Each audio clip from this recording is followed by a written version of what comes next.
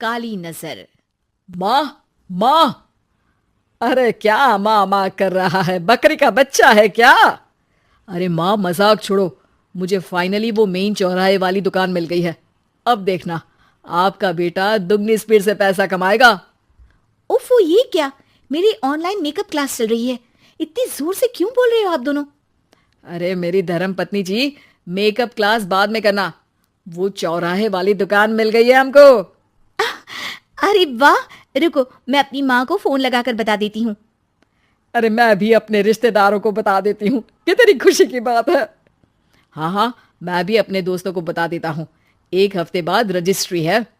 बस, घर में खुशी का मौका था। उन तीनों ने अपने अपने फोन उठाए और लोगों में बात फैलाना शुरू कर दिया। और रही सही कसर, श्वेता बहू ने अपने पड़ोस में सबको बताकर कर दी। अरे वर्मा आंटी, अब हम भी जल्दी कार ले लेंगे। घर का रेनोवेशन होगा और ठाट से रहेंगे हम भी। अरे, ऐसा क्या हुआ? लॉटरी बाटरी लग गई है क्या? अरे, इस बार चौराहे वाली मॉल में हमको भी दुकान मिल गई है। दुकान नंबर 21, जो एकदम चौराहे पर है। अब ग्राहक बढ़ेंगे तो आमदनी भी बढ़ेगी ही ना। अरे वाह, कितनी खुशी की बात है। मैं बहुत खुश हूँ तुम्हें इतना खुश देख के। बाकी एक बात कहूँ, सबको मत बताते फिरना। किसी की नजर लग जाएगी तो खुशी की खबर वापस लौट जाएगी। हैं? ऐसे थोड़ी ना होता है। अब डरा रही हो? अरे सही कह रही हूँ। काली नजर कहते हैं इस चीज को, जब आप किसी को कुछ बताओ और वो काम बिगड़ जाए। अरे लेकिन मैं तो। तुमने सबको बता दिया ना? हाँ, फोन लगा लगा के। अब बच के रहना। काली नजर बड़ी खतरनाक होती है। श्वेता इतनी खुश रहती है कि वो वर्मा आंटी की बात पर ध्यान ही नहीं देती, जबकि पड़ोस में और भी लोगों से खुशी की खबर शेयर करती रहती है। अगले दिन राजेश बहुत दुखी होकर घर आता है। अरे बेटा, क्या हुआ? मुंह क्यों सूजा हुआ है? मधुमक्खी ने काट लिया क्या? माँ, वो दुकान किसी और के पास चली गई। किसी ने ज्यादा भाव लगा दिया। अरे पर बात तो आपसे हुई थी ना उस दुकान वाले की। हाँ, आज मैं टोकन अमाउंट देने गया था, तब मुझे पता चला। कोई आकर सुबह मुझसे पहले ही ज्यादा अमाउंट दे गया। काली नजर। क्या? क्या कहा? वर्मा आंटी ने समझाया था कि किसी को बताना मत, वरना काली नजर लग जाएगी। अच्छा, तुम्हें उनकी बात मान लेनी चाहिए थी। उनकी बात मान लेती, लेकिन उसके पहले ही सबको बता चुके थे ना हम तीनों। अरे अगली बार से ध्यान रखेंगे। कोई भी नई चीज होगी तो किसी को नहीं बताएंगे। तीनों कुछ दिन ऐसे ही रहते हैं, पर एक दिन श्वेता को एक मेल आता है। राजेश, मेरा ऑनलाइन मेकअप कोर्स कंप्लीट हो गया। अब मैं खुद का पार्लर खोल सकती हूँ। अरे वाह, अपने मोहल्ले में ही खोलते हैं। ये जो घर के सामने दुकान है ना, वहीं। हाँ, यहाँ सस्ती भी मिल जाएगी। अगले दिन श्वेता वर्मा आंटी के पास जाती है, मिठाई का डब्बा लेकर। अरे आओ आओ, कैसे आना हुआ? जोर से नहीं बोलूंगी। वो सामने वाली दुकान है ना, वहां मैं अपनी पार्लर की दुकान खोलने वाली हूँ। उसकी मिठाई है। अरे वाह, बहुत बधाई हो तुमको। हाँ, मैं कमाने लगूंगी तो राजेश पर पूरे घर का बोझ नहीं रहेगा ना आंटी जी। ये तो है। पर ये बता कि तूने ये बात किसी और को तो नहीं बताई ना? अरे नहीं नहीं, पिछली बार गलती कर दी थी। काली नजर लगी किसी की और राजेश के हाथ से वो दुकान चली गई थी। सबको मत बताना। चलो मैं चलती हूँ, कल दुकान की बात करने भी तो जाना है।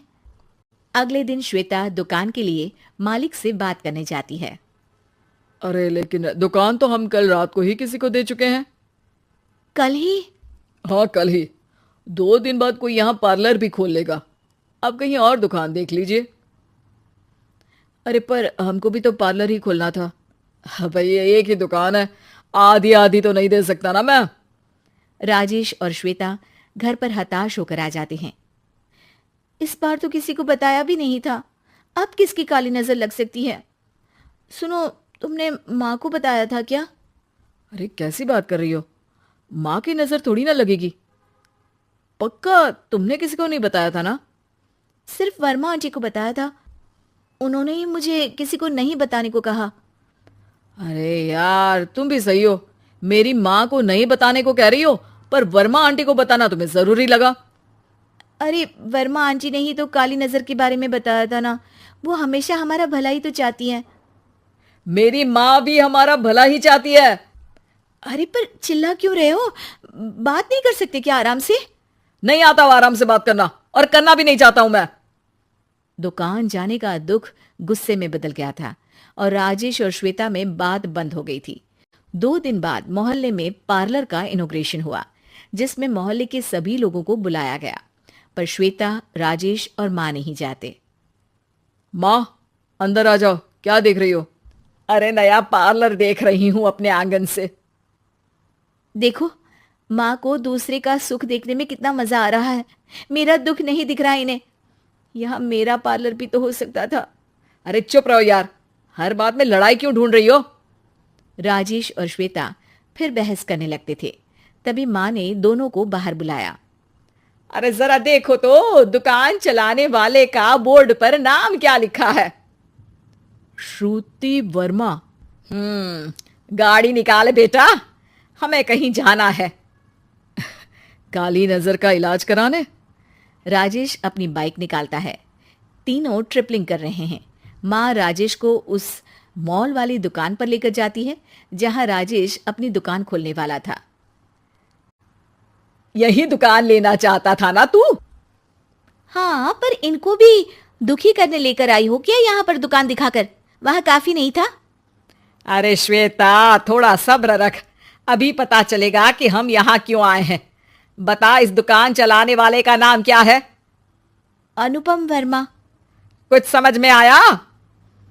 वो दुकान वाली श्रुति वर्मा, ये दुकान वाला अनुपम वर्मा, और हमारे पड़ोस में हमने उस दुकानों के बारे में बताया किसको था? अब वर्मा आंटी को।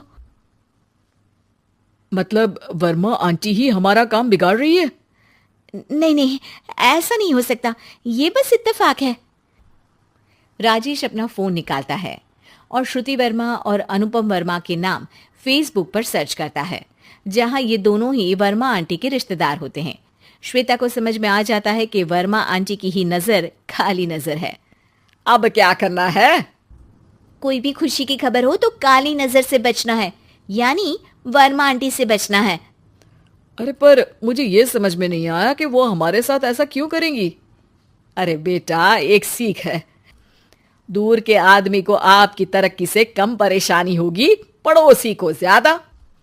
दोनों माँ की बात में हामी भरते हैं और अगला काम चुपचाप करने की कसम खाते हैं, ताकि आगे से वर्मा आंटी कोई काम ना बिगाड़ सके।